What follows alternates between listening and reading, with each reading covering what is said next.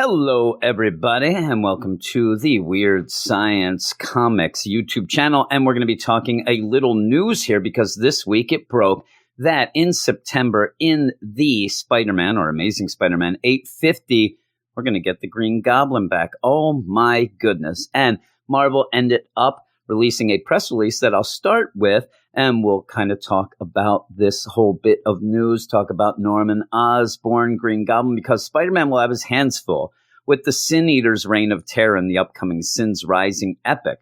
But things will be getting much, much worse, as revealed on comicbook.com. Spider-Man's greatest foe, Norman Osborn, returns as the Green Goblin in the oversized Amazing Spider-Man number 850. Writer Nick Spencer and artist Ryan Ottley, Humberto Ramos, and Mark Bagley will be joined by a veritable Hall of Fame of Spider creators to chronicle this climactic chapter in the web crawler's years-long conflict with the Goblin masked madman. And if that isn't enough, the issue will also boast a collection of prestige short stories by Trad Moore, Kurt Busiek, Chris Bocciolo, Aaron Cooter, and Saladin Ahmed. Now, editor Nick Lowe has been teasing the Green Goblin's return on Twitter for a little bit, and he says this is maybe the most action-packed and harrowing issue of Amazing Spider-Man ever. Until the next one, there are so many twists and turns, and Spidey has never had his back against the wall like this before. Now, Norman Osborn, of course, is the OG Green Goblin.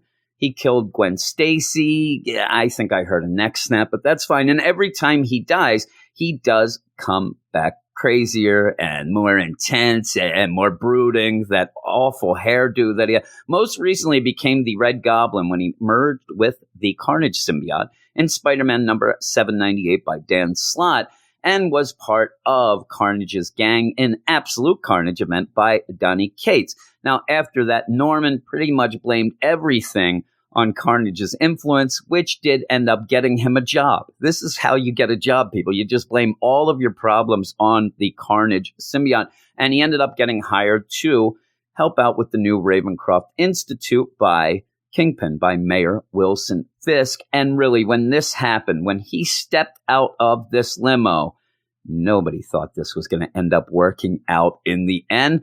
And the Amazing Spider-Man number 48 cover points to some bad things going down. And with the legacy numbering, that is issue number 849. So yeah, it looks like there's some trouble that will happen at the Ravencroft Institute. The description of Amazing Spider-Man number 48 says, Spider-Man has been pushed harder than he has ever been in a long time and ways he has never been before. How far can he be pushed before he breaks? Who he has to face this issue is going to answer that very clearly, as we are one issue away from Amazing Spider-Man Legacy 850. I think that he's going to face the Green Goblin. I don't know. Is that crazy? But yeah, this is pretty exciting news. This is a huge villain, obviously. Green Goblin's a huge villain. The only thing that bothers me about all of this, and you see him on the cover here at the bottom, but how does this work into Kindred? We have all been waiting to see anything about Kindred.